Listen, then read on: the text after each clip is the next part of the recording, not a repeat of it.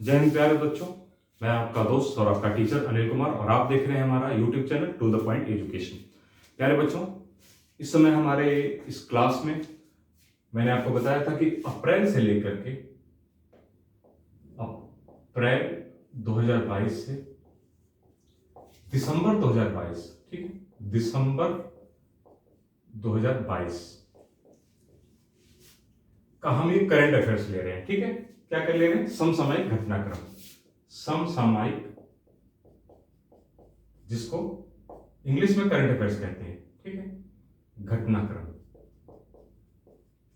इसके अंतर्गत क्या है कि पहली चीज ये है कि यूपी स्पेशल यानी उत्तर प्रदेश विशेष, यूपी स्पेशल हमने समाप्त कर लिया है। यूपी स्पेशल हमने समाप्त कर लिया है। क्या है? करंट अफेयर्स का। ठीक है, आप ध्यान रखें, मैं बात जो भी कर रहा हूं वो करंट अफेयर्स की बात कर रहा हूं। तो करंट अफेयर्स का यूपी विशेष समाप्त कर लिया है। यहां से लगभग आप ये समझ लीजिए कि पूरे उत्तर प्रदेश स्पेशल से तो ज्यादा क्वेश्चन होते हैं, लेकिन लगभग 5 क्वेश्चन का काम हो चुका है यहां पर हमारा, ये हमने कर लिया है। लेकिन एक चीज ध्यान रखने की जरूरत है कि अप्रैल से दिसंबर 2022 तक का हमने ये कवर किया। अभी हमको जनवरी से लेकर के मार्च तक का कवर करना है, जिसको हम एक सेगमेंट में एक साथ में उठा लेंगे। ठीक है, तो हमने क्या यूपी स्पेशल खत्म किया। उसके बाद हमने राष्ट्रीय घटनाक्रम शुरू किया था, राष्ट्रीय इवेंट्स, राष्ट्रीय घटनाक्रम शुरू किया था, जिसकी आज आखिरी क्लास होगी। मतलब राष्ट्रीय घटनाक्रम भी समाप्त हो जाएगा। यहां से भी लगभग 7 क्वेश्चन, कम से कम 7 नहीं तो 5 क्वेश्चन तो मान के चलिए, यानी कि लगभग हम लोग 10 क्वेश्चन पे पहुंच रहे हैं। मैं कि जो चीज बता रहा हूं लगभग 10 क्वेश्चन पे पहुंच रही है। ये जो चीज मैं बता रहा हूं ये जब पूरी हो जाएगी, जब एग्जाम से लगभग एक साल पहले तक का आपका कोर्स पूरा होगा। जब भी आपका एग्जाम हो रहा है, जिस डेट से एग्जाम हो रहा है उसके पीछे 15 दिन छोड़ करके, 10 दिन छोड़ करके लगभग एक साल का करंट अफेयर्स किसी भी कॉम्पिटेटिव एग्जाम में पूछा जाता है। मैं जो भी बात कह रहा हूं वो कह रहा हूं अप्रैल से दिसंबर तक के बीच की। अभी हम ये कह रहे हैं कि जनवरी 2023 से लेकर के मार्च 2023 तक के बीच में हम अभी बाकी है उसको भी समाप्त करेंगे, तब ये फुलफिल हो जाएगा। ठीक है, तो आइए आज का सेगमेंट ले लेते हैं। मैंने आपको बताया कि समसामयिक घटनाक्रम जो है हमारा राष्ट्रीय घटनाक्रम चल रहा है इस समय, राष्ट्रीय घटनाक्रम ले रहे हैं। आज हमारी आखिरी क्लास होगी आज ही राष्ट्रीय घटनाक्रम की। ठीक है, इसके बाद हम अंतरराष्ट्रीय घटनाक्रम यानी कि आपका इंटरनेशनल इवेंट्स लेंगे। ठीक है, आइए स्टार्ट करते हैं। तो आप आइए देखिए कि मध्य प्रदेश का बुरहानपुर जगह है, क्या नाम है इसका? बुरहानपुर। कहां पे है? मध्य प्रदेश में। ठीक है, मध्य प्रदेश में एक प्लेस है बुरहानपुर। यहां पर क्या है? हर घर जल, क्या किया गया? देश का पहला हर घर जल वाला प्रमाणित है। क्या यह देश का पहला हर घर जल, ठीक, का मतलब यह है कि सभी घरों में नल का पानी, पीने योग्य पानी, स्वच्छ पानी पहुंचा दिया गया। किसमें? बुरहानपुर। ये देश का पहला ऐसा जिला है बुरहानपुर मध्य प्रदेश के अंदर, जहां पर क्या है फिर हर घर जल योजना के तहत घर घर जल पहुंच चुका है। ठीक है, ये 254 ग्राम है। यहां के बुरहानपुर के 254 ग्रामों में, ग्राम में ये चीज हो चुकी है, हर घर जल पहुंच चुका है। अब ये किसके अंतर्गत क्या था? तो हमारे केंद्रीय जल मंत्री कौन है? क्योंकि इन्हीं के प्रयासों से माना जाएगा। केंद्रीय जल मंत्री कौन है? केंद्रीय जल मंत्री हैं गजेंद्र सिंह शेखावत। ठीक, गजेंद्र सिंह शेखावत।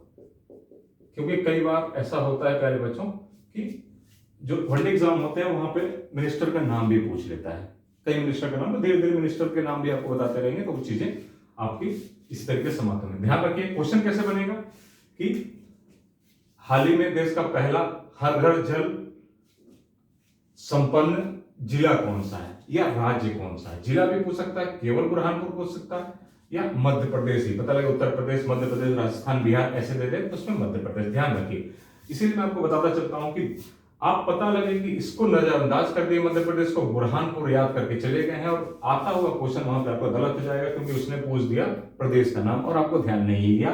आपने प्रदेश देख लिया, स्टेट देख लिया और जिला नहीं देखा, तो भी क्वेश्चन गलत हो जाएगा। ठीक, इसलिए मैं आपको बताता चलता हूं, ये 254 ग्राम इसकी जरूरत नहीं है, ये इंपॉर्टेंट नहीं है, तो बस समझाने और बताने के लिए कर दिया। लेकिन बुरहानपुर और हर घर जल योजना, और ये एक इंडिपेंडेंट चीज है कि केंद्रीय जल मंत्री कौन है इस समय। ठीक है, ये इंडिपेंडेंट चीज है। लगभग आपको हर क्वेश्चन पे जितने तरीके से क्वेश्चन बन सकते हैं उन सभी तरीकों से बातचीत हम कर लेते हैं ताकि किसी तरीके की कोई समस्या आपको उत्पन्न हो। नेक्स्ट क्वेश्चन ले लेते हैं।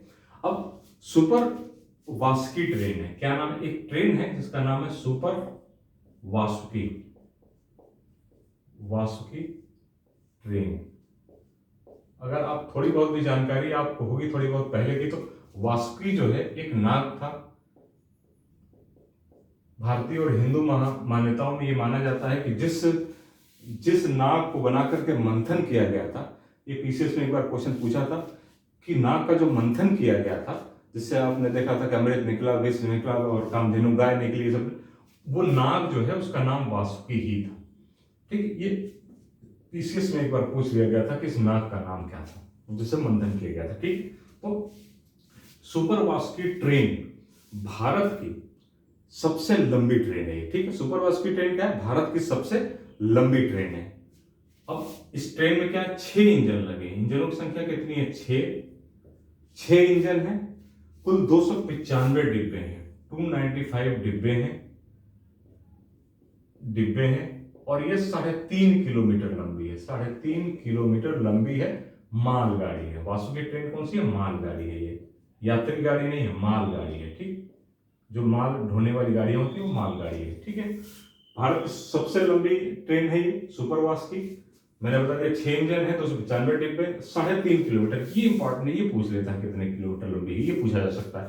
हो सकता है इंजन ना पूछे, डिब्बे ना पूछे, लेकिन आप ध्यान रखिएगा पूछा जा सकता है, लेकिन ये इंपॉर्टेंट है, ये पूछा जा सकता है। 3.5 किलोमीटर लंबी है। ठीक, अब ये क्या है? ये जो है साउथ ईस्टर्न सेंट्रल रेलवे। ठीक है, ये साउथ ईस्टर्न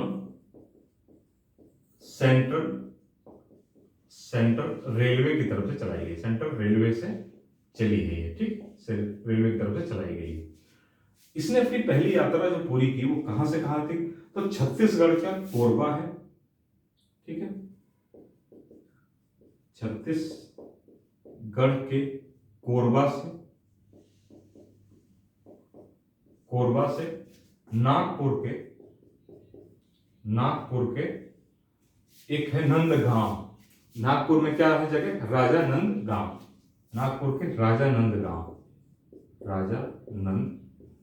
गांव, यहां तक का सफर किया इसने। क्या है? कोयला लेकर गई। बस ये जानने के लिए कोयला लेकर गई, 7,000 टन या 8,000 टन के आसपास कोयला लेकर गई। कहां से? छत्तीसगढ़ के कोरबा से। तो ये भी इंपॉर्टेंट है, क्वेश्चन पूछ सकता है। क्या पूछ लेगा क्वेश्चन? दूसरा जो क्वेश्चन इसी से बन सकता है मेरे बच्चों, ये जो हाल ही में भारत की सबसे लंबी मालगाड़ी ट्रेन सुपर वासुकी, जिसने अपनी यात्रा निम्नलिखित में से कहां तक पूरी की? तो या तो ये छत्तीसगढ़ दे देगा, छत्तीसगढ़ से नागपुर, या ये दे देगा कोरबा से राजानंद गांव। ये दोनों चीजें दे सकता है। ठीक है, आपको ध्यान रखना होगा, चीजें पता होनी चाहिए कि छत्तीसगढ़ के कोरबा से, नागपुर के राजानंदगांव से। मात्र 3 तरीके क्वेश्चन बनेंगे। इंजन और ये डिब्बे भी ध्यान रखिएगा, बाई चांस कई बार ऐसा होता है उल्टे सीधे क्वेश्चन पूछते हैं एग्जामिनर्स, तो उसमें पूछ लेते हैं इस तरीके के। लेकिन ये है कि अगर यहां से क्वेश्चन आता है आपका, अगर वासुकी ट्रेन को पूछता है, और वासुकी ट्रेन आज नहीं कल किसी न किसी एग्जाम में जरूर आएगी, ऐसे नहीं आएगी तो रेलवे के एग्जाम में आएगी, किसी न किसी एग्जाम में जरूर आएगी। अगर क्वेश्चन पूछता है तो ये वासुकी ट्रेन पूछेगा जरूर। ठीक, मैंने बताया वासुकी को पीसीएस में भी एक बार पूछा था। ठीक है, आइए अगला देख लेते हैं। एक चीज है कार्यात्मक रूप से साक्षर। साक्षर तो आप समझते हैं, जो व्यक्ति पढ़ा लिखा हो वो साक्षर कहा जाता है। अब ये कार्यात्मक रूप से साक्षर क्या है? कार्यात्मक रूप से साक्षर। ठीक, भारत का पहला ऐसा जिला है जिसको कार्यात्मक रूप से साक्षर घोषित किया गया है। ठीक, भारत का पहला ऐसा जिला है जो कार्यात्मक रूप से साक्षर घोषित किया गया है। तो वो कौन सा है? मांडला। ठीक, मांडला पड़ता है मध्य प्रदेश में। इसको कार्यात्मक रूप से साक्षर जिला घोषित किया गया है। अब कार्यात्मक रूप से साक्षर जिला, ठीक, कहते किसको है? कार्यात्मक रूप से साक्षर जिला उसको कहते हैं जो अपना नाम पढ़ लिख सकता हो। ठीक, अपना नाम पढ़ सकता है, लिख सकता है। ठीक, उसको कार्यात्मक रूप से साक्षर कहते हैं। साथ में गिनती भी पढ़ सकता है। ठीक, साथ में गिनती भी गिनती भी पढ़ सकता है। ठीक है, मेनली क्या है कि मांडला जो है वो जनजातीय क्षेत्र है अधिक, इसलिए ये इसको इंपॉर्टेंस दिया जा रहा है इस तरीके से जागरूकता चला करके, ताकि साक्षरता अधिक से अधिक है। मांडला जो है जनजातीय, आप जानते हैं कि जनजातीय क्षेत्रों में भी साक्षरता की बहुत कमी है। सिर्फ सिंपल क्वेश्चन है, आपको कायरत्न साक्षर मांडला है भारत का पहला ऐसा जिला जहां पर कायरत्न से साक्षर घोषित किया गया। ठीक है, आइए अगला क्वेश्चन देख लेते हैं, बहुत ज्यादा इंपॉर्टेंट नहीं है लेकिन ये भी जानना जरूरी है। ठीक है, आइए देख लेते हैं। अभी आपने देखा था कि विश्व के बहुत सारे देशों में और जगह जगह पे मंकी पॉक्स फैला था। ठीक, मंकी पॉक्स एक बीमारी थी। ठीक, मंकी पॉक्स एक बीमारी थी जिसे सर्वाधिक जो सर्वाधिक प्रभावित जो जगह थी वो अफ्रीका महाद्वीप था। इससे सब अफ्रीका महाद्वीप जो है सबसे ज्यादा प्रभावित है इससे। ठीक है, तो इस और भारत में भी भारत में भी कुछ मामले देखे गए थे कि भारत के अंदर भी कुछ मामले आए हैं। तो भारत ने क्या किया है, एक स्वदेश निर्मित एक देसी यानी कि लोकल अपने यहाँ की स्वदेशी किट, इसकी जांच के लिए आरटीपीसीआर किट जो है आरटीपीसीआर किट बना ली है इसकी जांच के लिए आंध्र प्रदेश में। ठीक है, इसको आंध्र प्रदेश में लॉन्च किया गया, आंध्र प्रदेश में लॉन्च किया गया ताकि पता चल सके कि आखिर कोई किट नहीं थी लेकिन भारत ने स्वदेश निर्मित आरटीपीसीआर किट लॉन्च कर दी आंध्र प्रदेश के अंदर। इसको जो है वो कर दिया गया। नॉर्मल क्वेश्चन है, मैंने आपको बताया था कि जो क्लासेस मजबूत क्लासेस थे अब थोड़े बहुत फैक्ट बचे हैं। अब लगभग नेशनल जो इवेंट्स है, राष्ट्रीय घटनाक्रम समाप्त हो रहा है। अब आपका धीरे धीरे टाइम ड्यूरेशन कम होता चला जाएगा और अब जल्दी से जल्दी कोर्स हमारा कवर हो जाएगा इसका। ठीक है, आइए नेक्स्ट क्वेश्चन देखते हैं। ये सब कुछ एक तरीके से फैक्ट है प्यारे बच्चों। ठीक है, अब क्या है, देश की पहली हाइड्रोजन फ्यूल सेल बस, मैंने आपको बताया था कौन सी है, देश की पहली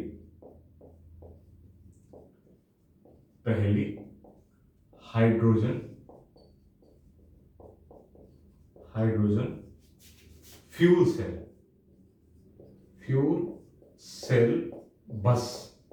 फ्यूल सेल बस।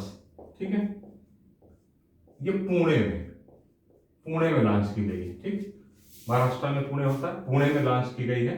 अब देखिए क्या है, बात हुई थी आपकी इससे पहले कि कोशिश बहुत ज्यादा की जा रही है इस समय देश के अंदर कि हाइड्रोजन फ्यूल और सौर ऊर्जा, ठीक, सौर ऊर्जा से चलने वाली चीजें और बिजली यानी कि इलेक्ट्रिक, ठीक, इस बिजली से चलने वाली चीजों पर क्यों, मैंने आपको बताया कि 2070 तक देश के अंदर कार्बन शून्य करने की बात की गई थी। एक बार डिस्कशन आपसे हुआ था कि पोल्यूशन कम होगा, कोयले पर भार कम होगा, जो ताप बिजली यानी ताप जो बिजली आती है, तापीय बिजली आती है, उस पर भार कम होगा क्योंकि ये रिन्यूएबल एनर्जी है और ये ऐसी एनर्जी है जिनको बार बार यूज किया जा सकता है, जबकि कोयले को बार बार यूज नहीं किया जा सकता। कोयला एक बार जलाने पर समाप्त हो जाता है। हाइड्रोजन को बार बार यूज किया जा सकता है, सौर ऊर्जा को, सूरज से मिलने वाली ऊर्जा और बिजली को भी, चूंकि इन माध्यमों से अगर बिजली मिलेगी तो सीधी सी बात है बिजली भी बार बार यूज की जा सकती है। ठीक है, तो हाइड्रोजन फ्यूल सेल बस पुणे में आई थी। इसमें क्या है, हाइड्रोजन फ्यूल के अंदर क्या होगा प्यारे बच्चों कि हाइड्रोजन और ऑक्सीजन के परमाणुओं को मिलाकर के बिजली बनाई जाएगी। ठीक, क्या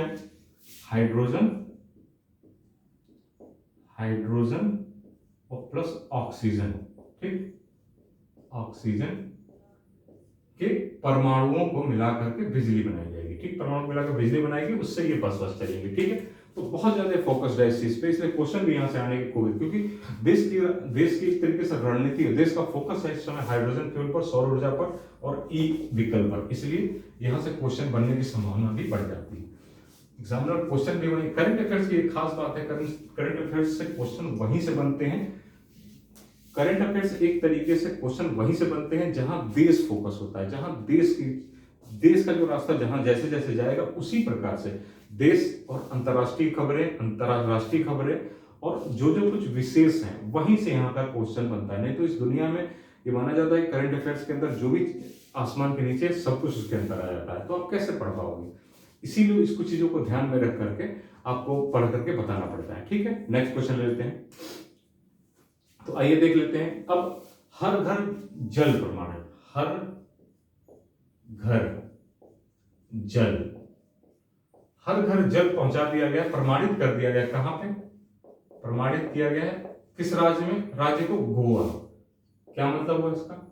मतलब ये हुआ कि गोवा के सभी पूरे राज्य में, गोवा राज्य में हर घर जल योजना पहुंच चुकी है, मतलब सभी घरों में जल पहुंच चुका है गोवा। इससे पहले हमने जो मांडला जो देखा था, मतलब बुरहानपुर जो देखा था, वो एक जिला था, मध्य प्रदेश का एक जिला था जहां हर घर जल योजना हुई थी बुरहानपुर जिले में। लेकिन ये क्या है, ये राज्य की बात है, हर घर जल प्रमाणित राज्य की बात हो रही है, स्टेट की बात हो रही है, ठीक। दोनों में ये अंतर है।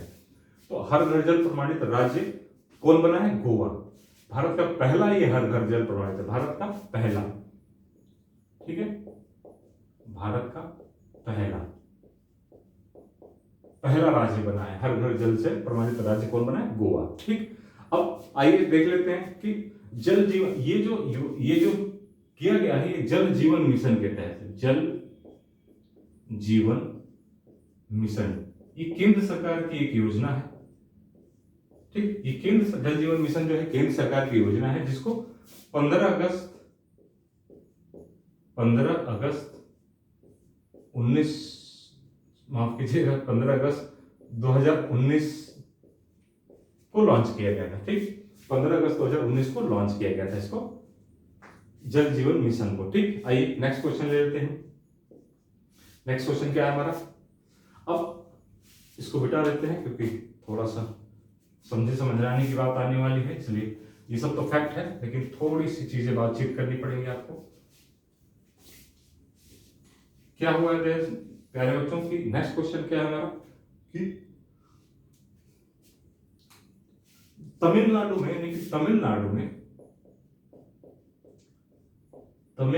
में देश का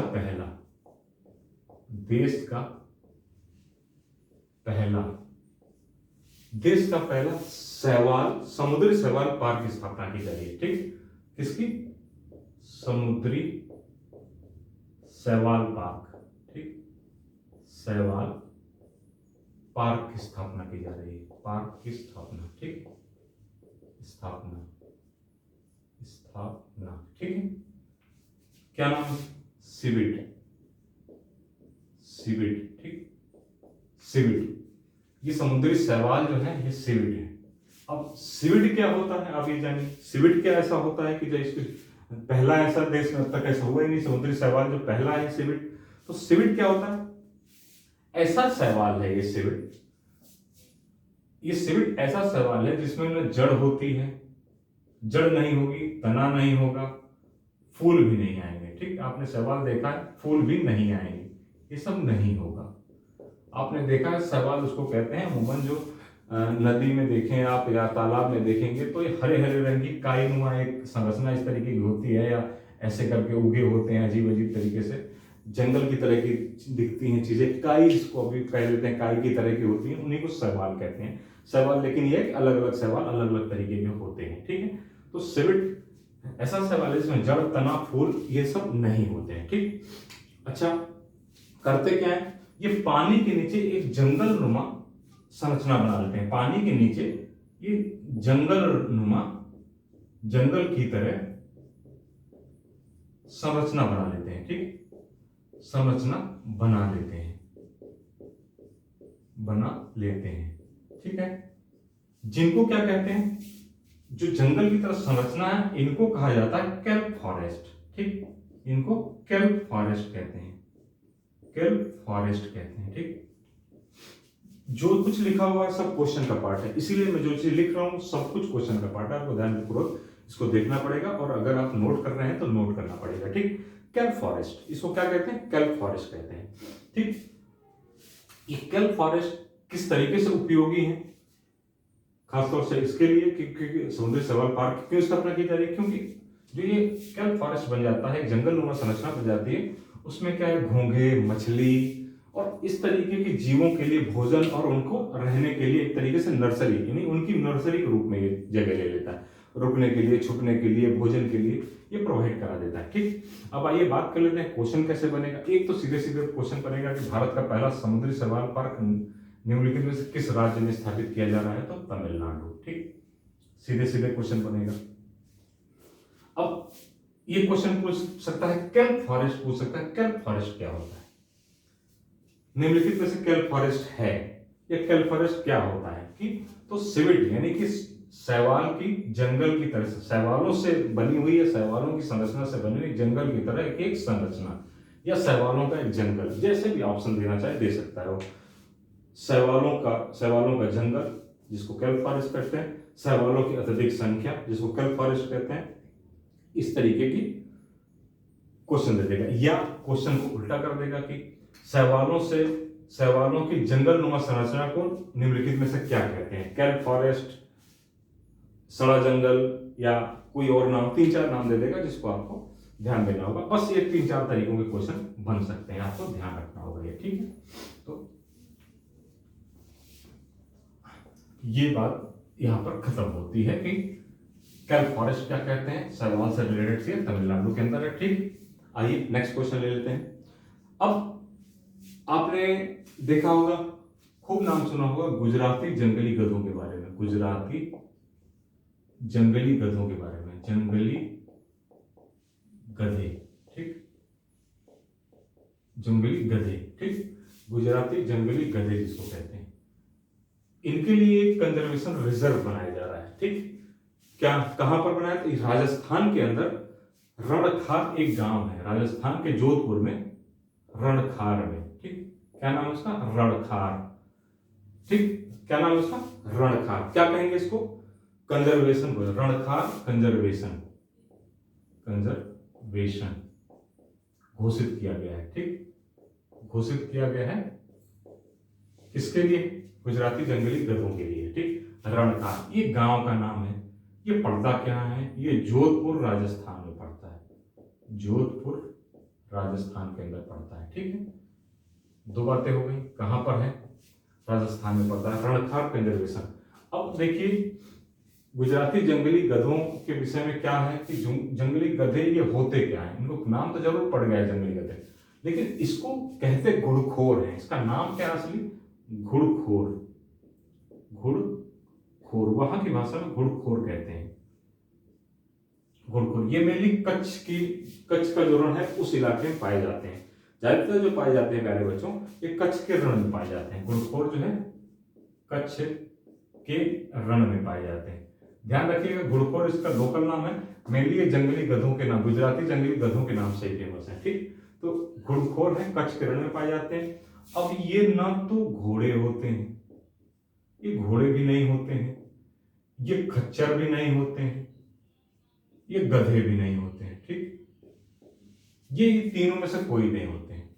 ये होते क्या हैं, ये घुड़खोर होते हैं।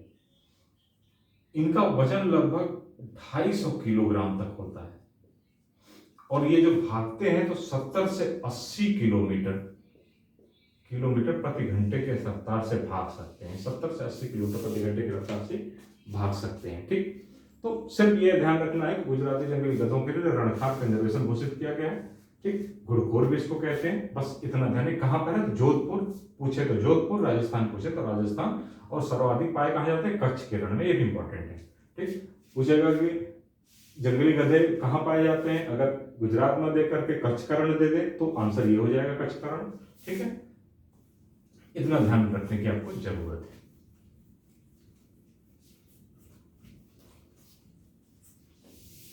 नेक्स्ट क्वेश्चन आ जाते हैं।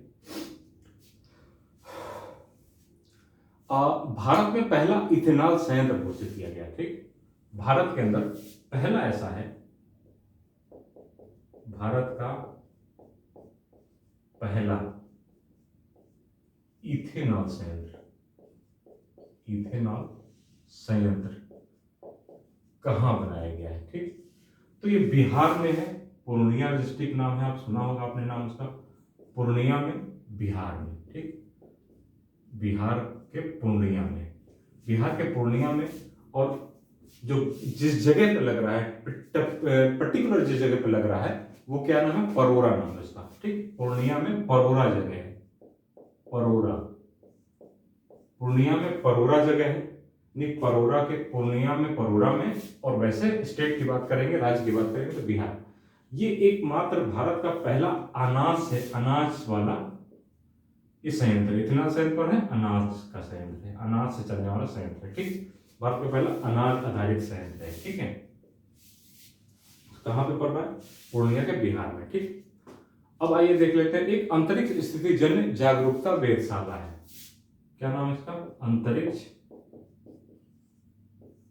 स्थिति, नाम है स्थिति जन्य जागरूकता वेधशाला। वेधशाला जानते हैं वेधशालाएं को। अंतरिक्ष स्थिति जन्य वेधशाला कहां पर स्थापित की गई है? ये स्थापित की गई है गढ़वाल रेंज में, गढ़वाल रेंज यानी गढ़वाल क्षेत्र में, और ये कहां पड़ता है? उत्तराखंड में। ठीक, उत्तराखंड में पड़ते हैं। ठीक, उत्तराखंड के गढ़वाल क्षेत्र में। क्या करना है इसका? ये अंतरिक्ष में आए हुए जितने भी अंतरिक्ष स्थिति जन जागरूकता वेधशाला, मतलब इसका काम ये होगा कि अंतरिक्ष में अगर किसी तरीके जैसे ई कचरा है, कोई ई कचरा आ गया, या कोई सैन्य गतिविधि, किसी सेना का दुश्मन देश का सैन्य उपग्रह आ गया, कोई सैन्य उपग्रह है, दुश्मन देश का कोई सैन्य उपग्रह आ गया, तो उसकी देख रेख करके उसकी जानकारी देगा। ठीक, ई कचरा आ गया, या कोई पता लगेगा कि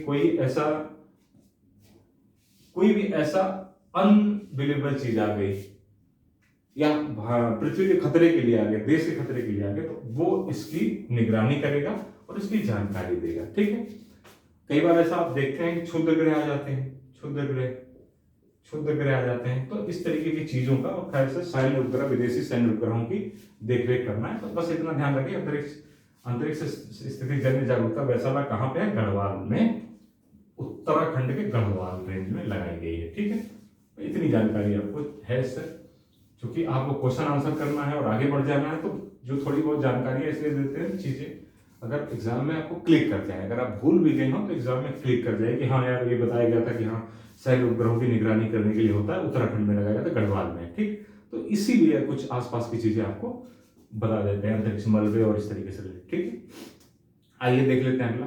खंडवा का नाम फिर आ गया।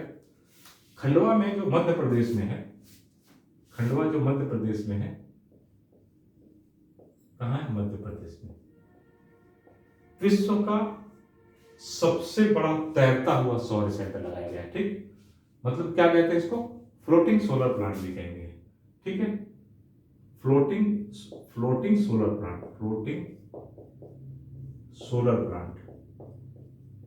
सोलर प्लांट मतलब तैरता हुआ सौर संयंत्र, हिंदी में कहेंगे तैरता हुआ सौर संयंत्र। ठीक, सौर संयंत्र ये लगाया गया है अभी हाल ही में। तो खंडवा के मध्य प्रदेश में विश्व का सबसे बड़ा। अब मैंने आपको बताया था कि बहुत ज्यादा काम हो रहा है इस समय सोलर के ऊपर।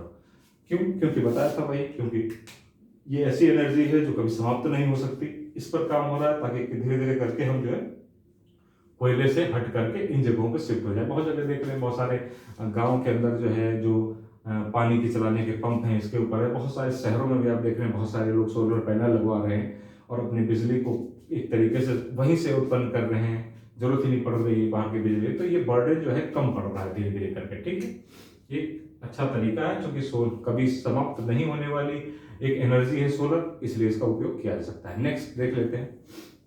तो आईएएस में रह गया अभी कि फ्लोटिंग सोलर प्लांट लगाया जा रहा है। ये जो लगाया गया सोलर प्लांट खंडवा में लगाना है, ये नर्मदा नदी में एक बांध है ओंकेश्वर। ठीक, नर्मदा नदी पर एक बांध ओंकेश्वर है, वहां लगाया जा रहा है। अंकलेश्वर नाम है, सॉरी ओंकेश्वर कह रहे हैं, अंकलेश्वर नाम है इसका। ठीक है,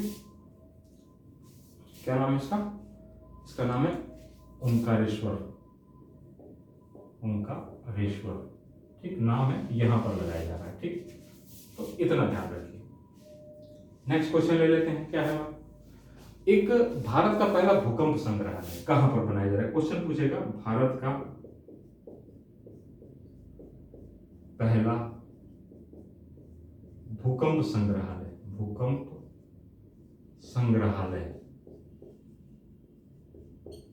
कहां पर बनाया जा रहा है? भारत का पहला भूकंप संग्रहालय कहां पर बनाया जा रहा है? तो क्या है? भुज, गुजरात में। गुजरात एक मूवी भी मेरे ख्याल में शायद आई थी, एक मूवी भी कोई आई थी भुज के नाम से, शायद ध्यान आ रहा है कल का, भुज। भारत का पहला भूकंप संग्रहालय कहाँ पर? भुज, गुजरात में। अब ये क्या, इसका नाम क्या रखा गया? इस भुज का नाम, संग्रहालय का नाम रखा गया है, इस भूकंप संग्रहालय का नाम रहा है स्मृति वन, स्मृति वन रखा गया है। ठीक, क्या हुआ था 2001 में बहुत विनाशकारी भूकंप आया था भुज के अंदर, बहुत विनाशकारी भूकंप आया था, जहां लगभग 12,000 से अधिक लोगों की डेथ हो गई थी, 12,000 से अधिक लोग की मृत्यु हो गई थी। इन सबके नाम इस भूकंप संग्रहालय में अंकित हैं। ठीक, इनके नाम रखे गए हैं। और एक ऐसी व्यवस्था और यहाँ की गई है कि आप वहां जा करके उस भूकंप के झटकों का फील ले सकते हैं। इस संग्रहालय के अंदर ऐसी एक व्यवस्था की गई है, सिमुलेटर लगाया गया है, एक मशीन लगाई गई है, जिसके माध्यम से वहां आप झटकों का फील ले सकते हैं। ठीक है, भूकंप के झटकों का फील ले सकते हैं कि भूकंप किस तरीके से वहां आया होगा। इस तरीके की भी ये संग्रहालय के अंदर एक फैसिलिटी या व्यवस्था की गई है। हालांकि ये कितना सही है कितना गलत ये नहीं पता, अगर कहीं पे इतनी सारी डेथ हुई है तो उसको कौन फील लेना चाहेगा, लेकिन ये है कि ठीक है, संग्रहालय बनाया गया है। मेरे हिसाब से भाई ये ठीक नहीं है कि जहाँ पर 12,000 लोगों की डेथ हो गई वहाँ पर आदमी जाए और फील ले कि आखिर क्या ऐसा हुआ होगा, या लेकिन जो भी कुछ है सबका अपना व्यक्तिगत मामला है। अब आइए नेक्स्ट क्वेश्चन और आखिरी क्वेश्चन लेते हैं। भारत का पहला 3D मुद्रित डाकखाना, भारत का पहला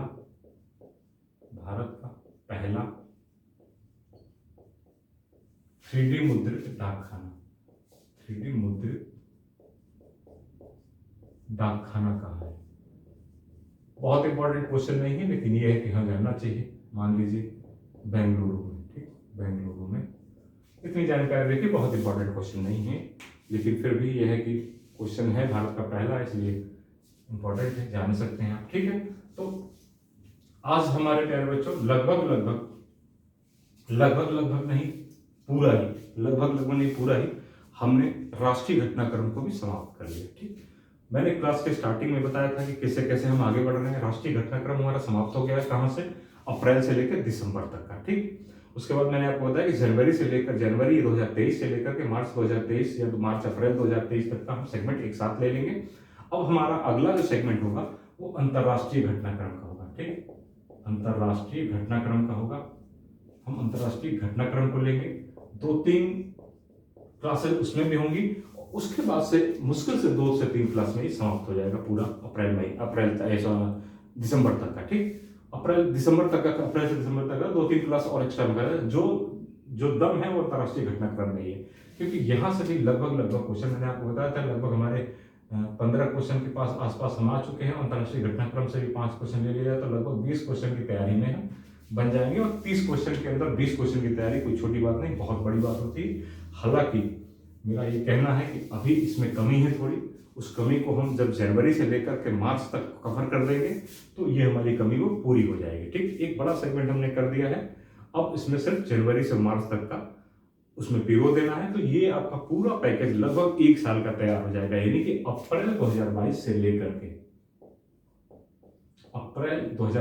लेकर के आपका अप्रैल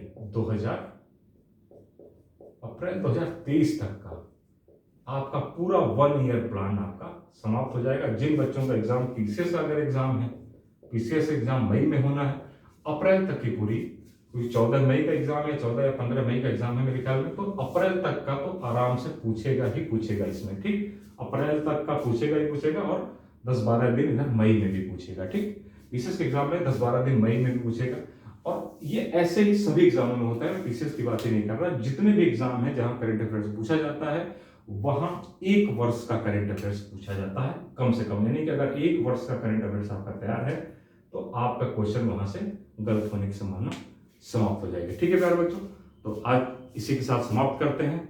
मैं आपका दोस्त अनिल कुमार, और मैं आपको एक तरीके से ये कह रहा हूं कि आप हमारे चैनल को शेयर करिए, दोस्तों के साथ साझा करिए, सब्सक्राइब करिए, लाइक करिए और हमें हौसला दीजिए। जय हिंद, नमस्कार।